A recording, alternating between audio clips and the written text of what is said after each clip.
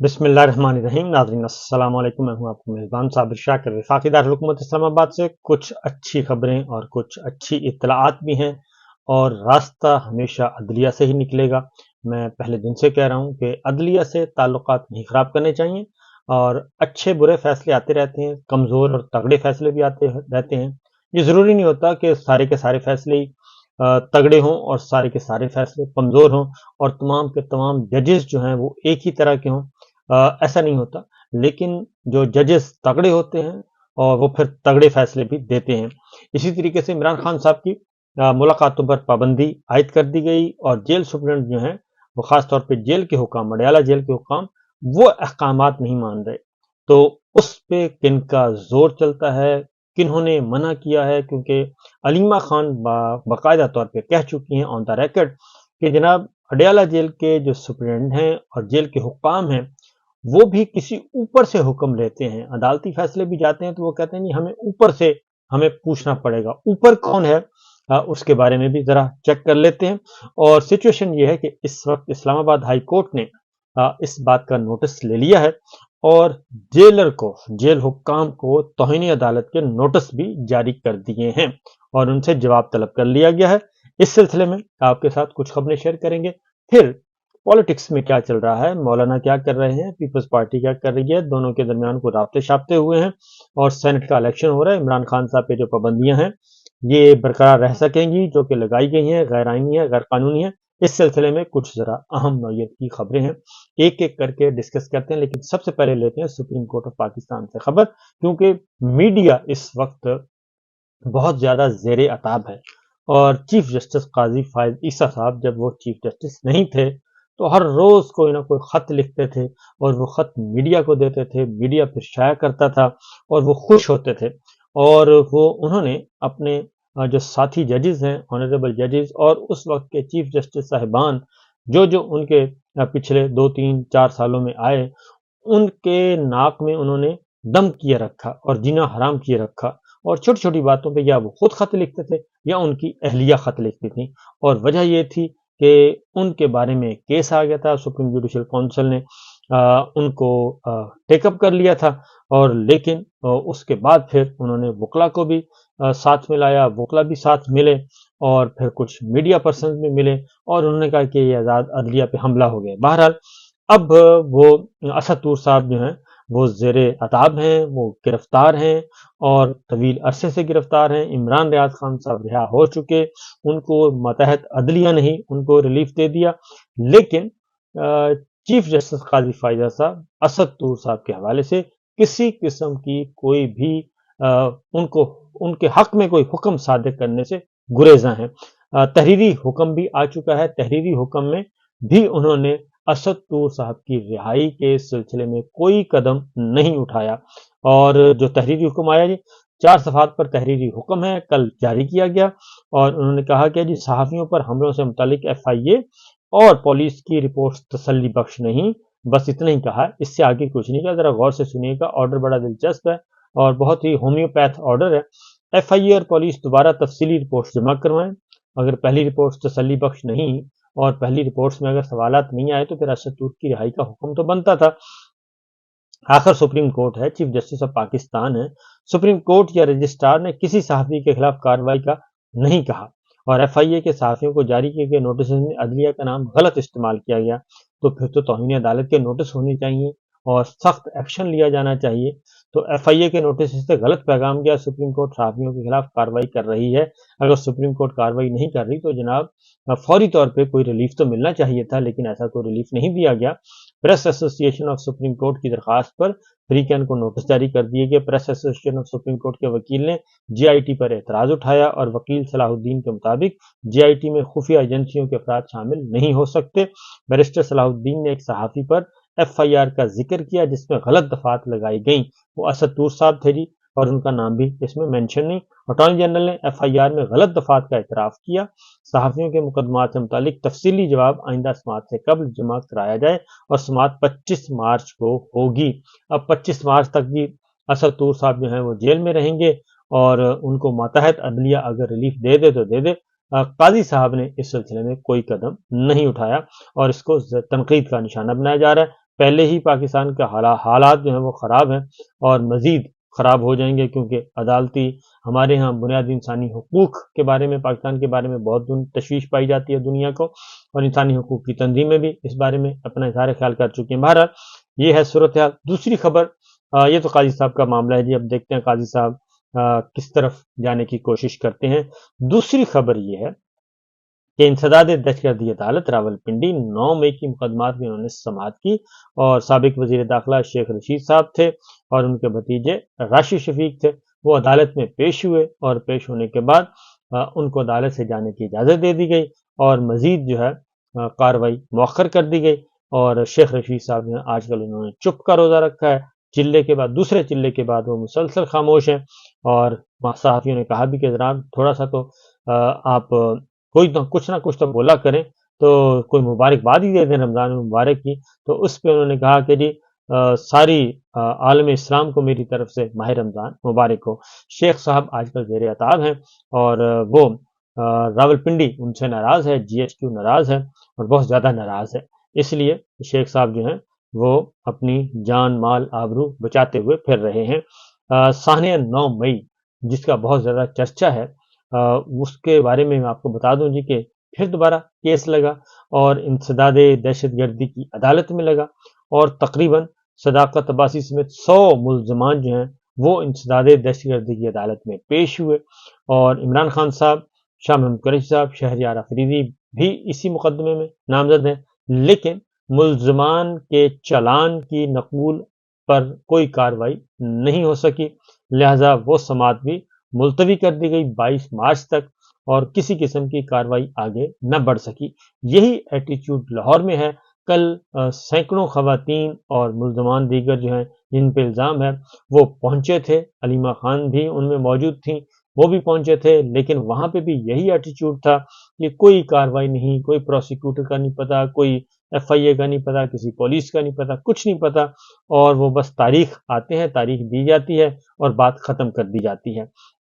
اس کے بعد آتے ہیں جی اصل مین خبر جو ہے وہ ہے اڈیالہ جیل۔ مریم صاحبہ نے ایک حکم صادر کیا بطور ہوم منسٹر پنجاب کے، اور انہوں نے عمران خان صاحب سے، میرا خیال ہے کہ یہ وہی ہے کہ جب تک انتقام کا معاملہ ہے نا تو انتقام دیا جانا مقصود ہے، تو عمران خان صاحب پہ سختی کی جا رہی ہے۔ صرف یہیں تک نہیں بلکہ اس بات کا امکان موجود ہے کہ انہیں منتقل کر دیا جائے۔ یہ ساری جواز پیدا کیے جا رہے ہیں جو میں آپ کو خبر دینے کی کوشش کر رہا ہوں، یہ سارے جواز میں بہت عرصے سے کہہ رہا ہوں کہ اڈیالہ جیل کے اندر پہلے ایک قیدی قتل ہوا، پھر دوسرا قتل ہوا، پھر دہشت گرد آ گئے، اور پھر دہشت گرد پکڑے گئے، پھر وہ افغانی بتا دیے گئے، اور پھر ایک گرے سٹرکچر کا گھر جس کے نہ دروازے ہیں نہ کھڑکیاں ہیں، وہاں سے ان کی گرفتاری بھی ظاہر کر دی گئی، لیکن اس کے بعد وہ کیس کہاں گیا، وہ دہشت گرد کون تھے، ان کی کوئی شناخت پریڈ، ان کا کوئی عطا پتہ، کسی قسم کا کوئی پتہ نہیں ہے، اور اب اس کی بنیاد پہ وزیر اعلیٰ خیبر پختونخوا پر بھی پابندی، باقی سب پہ بھی پابندی۔ تو اگر اڈیالہ جیل کو ہی آپ اس کی بھی حفاظت نہیں کر سکتے تو پھر آپ کس کی حفاظت کر سکتے ہیں؟ کیونکہ اس وقت وزیر داخلہ جناب نقوی صاحب ہیں، وفاقی وزیر داخلہ، اور صوبائی وزیر داخلہ جو ہیں وہ مریم نواز صاحبہ ہیں۔ تو یہ دونوں وزرائے داخلہ جو ہیں، ایک نقوی صاحب اور ایک مریم صاحبہ، اگر یہ ایک جیل کو بھی محفوظ نہیں کر سکتے ان کے ادارے یا یہ خود، تو پھر کوئی اور کیا کرے گا؟ اور اس کا مطلب ہے کہ کوئی محفوظ نہیں ہے، اور بلکہ یہی نہیں بلکہ 5-7 جیلیں اور بھی غیر محفوظ قرار دے دی گئیں اسی چکر میں۔ تو اس کے لیے جی جو آئے ہیں راجہ ناصر عباس صاحب آئے ہیں، علامہ ناصر عباس صاحب، وہ آئے ہیں توہین عدالت کی، انہوں نے درخواست دی ہے سپریم اڈیالہ جیل کے خلاف، کیونکہ کافی سارے رہنما جو ہیں وہ کل گئے ہیں، عدالتی احکامات کے باوجود ان کو اجازت نہیں دی گئی، وہ صبح سے لے کے شام تک رہے ہیں۔ اور جسٹس سمن رفعت امتیاز نے مجلس وحدت المسلمین کے سربراہ علامہ ناصر عباس کی درخواست کی سماعت کی، اور اسلام آباد ہائی کورٹ نے دی 8 مارچ 2024 کو عمران خان کے ساتھ ملاقات کرنے کے احکامات جاری کیے تھے۔ ان کے وکیل نے بتایا جان بوجھ کر حکومت دلی کی جا رہی ہے، اور ملاقات نہیں کروائی جا رہی تو توہین عدالت کی کارروائی کی جائے، یہ انہوں نے درخواست کی۔ تو عدالت نے سپریم اڈیالہ جیل کو 15 مارچ کے لیے نوٹس جاری کر دیا ہے، تو یعنی 2 دن بعد اس کی سماعت ہوگی اور ان کو بلایا جائے گا۔ اس پہ راجہ ناصر عباس صاحب نے میڈیا سے گفتگو بھی کی، انہوں نے بتایا ساری بات کہ جی کل ہم گئے تھے لیکن ملک میں اجارہ داری کا نظام قائم کر دیا گیا ہے اور لاقانونیت اس وقت ملک میں بہت ہی زیادہ بڑھ چڑھ کر بول رہی ہے اور کسی کو بھی جو ہے کوئی بھی عدالتی احکامات کو بھی نہیں مان رہا۔ تو جب یہ سچویشن ہوگی تو آپ خود اندازہ کر لیں کہ باقی لوگوں کا کیا حال ہوگا اور باقی جو لوگ ہیں باقی شہریوں کا کیا بنے گا۔ یہ سلسلہ اس وقت جی جاری و ساری ہے، جبکہ دوسری جانب نوٹس جاری کر دیے گئے ہیں اور دوسری جانب یہ سچویشن ہے کہ سینیٹر علی ظفر پاکستان تحریک انصاف نے جو ہیں وہ 3 شرائط پیش کی ہیں کہ اگر حکومت مفاہمت چاہتی ہے پاکستان تحریک انصاف کے ساتھ اور وسیع تر مفاہمت چاہتی ہے تو پھر 3 شرائط ہیں۔ انہوں نے بیرسٹر علی ظفر نے کہا، انہوں نے سینیٹر ہیں پاکستان تحریک انصاف کے، انہوں نے کہا جی کہ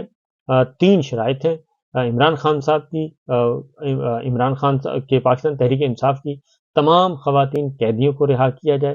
اور احتجاج کی اجازت دی جائے اور 10 متنازع حلقوں کے آڈٹ کروائے جائیں اور جو رزلٹ نکلے اس کو قبول کیا جائے اور اس کے بعد پھر اگلے جو ہیں دھاندلی شدہ جو انتخابات ہیں یہ مینڈیٹ واپس کیا جائے تو 9 من تیل ہوگا نہ راندہ ناچے گی، کیونکہ اگر انہوں نے ان خواتین کو گرفتار کرنا تھا، اگر رہا کرنا تھا تو اتنے عرصے تک تقریباً 1 سال ہونے کو ہے، 1 سال ہونے کو ہے تقریباً کہ جی 9 مئی کے بعد سے گرفتار کیا ہوا ہے اور یہ مہینہ مارچ ختم ہونے جا رہا ہے، رمضان المبارک کے بھی شرم حیا نہیں کیا گیا، کچھ بھی نہیں کیا گیا اور وہ بدستور جیلوں میں ہیں اور ان کا کوئی پرسان حال نہیں ہے اور ان کو عدالتوں میں بھی پیش نہیں کیا جاتا، عدالتوں میں بھی وہی پرانی ڈگر چل رہی ہے، عدالتوں میں پیش نہیں کیا جاتا، چلان ان کے پیش نہیں ہو رہے، کاغذات ان کے پیش نہیں ہو رہے، ریکارڈ ان کا پیش نہیں ہو رہا اور تاریخوں پہ تاریخیں لی جا رہی ہیں اور ان کو آگے سے آگے منتقل کیا جا رہا ہے۔ ایک اور خبر بھی آپ سے شیئر کرنی ہے اور وہ ہے کہ طارق فاطمی صاحب کو اب معاون خصوصی مقرر کر دیا گیا ہے اور وہ معاون خصوصی ہوں گے، طارق فاطمی صاحب وزیر مملکت کے برابر ان کا درجہ ہوگا اور یہ دیکھیں گے امریکہ کے ساتھ تعلقات کو اور رپورٹ کریں گے براہ راست نواز شریف صاحب کو۔ یہ نواز شریف صاحب نے خاص طور پہ وزارت خارجہ جو ہے وہ اپنے گھر میں رکھی ہے، اپنے سمدھی کو انہوں نے بنوایا ہے اور اس لیے جناب یہ چیزیں چل رہی ہیں۔ سمدھی وزیر خارجہ ہوں گے اور طارق فاطمی صاحب انتہائی قابل اعتبار ہیں، معتبر ہیں اور معتمد ہیں، وہ ہوں گے جناب معاون خصوصی وزیر مملکت۔ میڈم ایان علی بھی آ چکی ہیں میدان میں اور انہوں نے زرداری صاحب کو مبارکباد بھی دے دی ہے اور آپ کو پتہ ہی ہے کہ جو ماڈل ایان ہے وہ کس وجہ سے مشہور ہوئی تھیں، کیونکہ وہ پکڑی گئی تھیں اور اس کے بعد پھر کافی عرصہ تک جیل میں رہیں، کیونکہ جو سمگلنگ جو ہے ڈالر سمگلنگ فارن کرنسی جو ہے وہ ان کے برآمد ہوئی تھی۔ تو یہ سچویشن چل رہی ہے جی اور یہ صورتحال ہے، میں نے کہا آپ سے بتا دوں۔ اور پاکستان تحریک انصاف کے ترجمان کی طرف سے بھی ایک سٹیٹمنٹ آئی ہے اور وہ ہے جی خیبر پختونخوا حکومت نے وعدے کے مطابق 1 رمضان المبارک سے صحت کارڈ پر مفت علاج کی سہولت بحال کر دی ہے۔ یہ ایک بہت بڑی خبر ہے کیونکہ یہ بند کر دیا گیا تھا۔ پاکستان تحریک انصاف کی جانب سے صوبے کے تمام بڑے ہسپتالوں میں 1 سال بعد صحت کارڈ کی بحالی کی خوشخبری دے دی گئی ہے اور انہوں نے کہا ہے کہ جی وزیر اعظم عمران خان کے سابق وزیر اعظم عمران خان کے وکیل، انہوں نے کہا جی کہ سابق وزیر اعظم عمران خان کے عوام کی فلاح و بہبود پر مرکوز ویژن کو آگے بڑھانے پر صوبے کے تمام بڑے اسپتالوں میں مفت علاج کی سہولت بحال کر دی گئی ہے۔ یہ صحت کارڈ بھی خیبر پختونخوا کے ہر شہری کو 10 لاکھ روپے تک کے مفت علاج کی سہولت نو منتخب حکومت کا عوامی فلاحی بہبود کی جانب پہلا قدم ہے، یہ ترجمان تحریک انصاف نے بتایا ہے جی اور یہ بات درست ہے کہ عمران خان صاحب نے یہ ہیلتھ کارڈ شروع کیا تھا اور ہیلتھ انشورنس کا ایک باقاعدہ طور پہ بہت بڑا منصوبہ لاگو کیا تھا، جس کو نگراں حکومتوں نے آنے کے بعد اور پھر اس سے پہلے جو یہ 16 ماہ کی حکومت ہے شہباز شریف صاحب اینڈ کمپنی، انہوں نے اس کو بین کر دیا تھا۔ وہ جیسے ہی ان سے جان چھوٹی ہے خیبر پختونخوا حکومت نے وہ بحال کر دیا ہے اور اس طریقے سے یہ ایک بہت بڑی خوشخبری ہے جی۔ تو جن جیلوں کو خطرہ ہے جی اس میں راولپنڈی ہے، اڈیالہ ہے، میاں والی ہے، اٹک ہے، ان جیلوں میں خطرہ ہے۔ تو عمران خان صاحب کو بہاولپور جیل میں منتقل کرنے کا ارادہ ہے، بہاولپور جیل منتقل کرنے کا ارادہ ہے ان کا، اور کم از کم کبھی قریب سے قریب بھی گئے تو بہاولپور جائیں گے، کیونکہ یہ مرکزی قیادت سے دور اور ہیڈ کوارٹر سے دور لے جانا چاہ رہے ہیں ان کو، اسی لیے راولپنڈی کو بھی خطرہ ہے، میاں والی جیل کو بھی خطرہ ہے، اٹک جیل کو بھی خطرہ ہے، اور ڈیرہ غازی خان کی جیلوں میں بھی سیکورٹی کے مؤثر اقدامات کرنے کی ہدایت کی گئی ہے۔ تو اس کا مطلب ہے کہ ان 4 جیلوں کے علاوہ کسی اور جیل میں ان کو منتقل کیا جا سکتا ہے عمران خان صاحب کو، جبکہ علیمہ خان صاحبہ نے کہا ہے کہ یہ ان کو اڈیالہ سے بنی گالہ منتقل کرنا چاہ رہے ہیں، اور بنی گالہ میں پھر کوئی بڑا خطرناک کام جو ہے وہ ہو سکتا ہے۔ تو دیکھیے جی، اللہ تعالیٰ سے دعا کرنی چاہیے کہ اللہ تعالیٰ ہم سب کو محفوظ رکھے۔ یہ ہیں اب تک کی اطلاعات، اجازت دیجیے، اللہ حافظ۔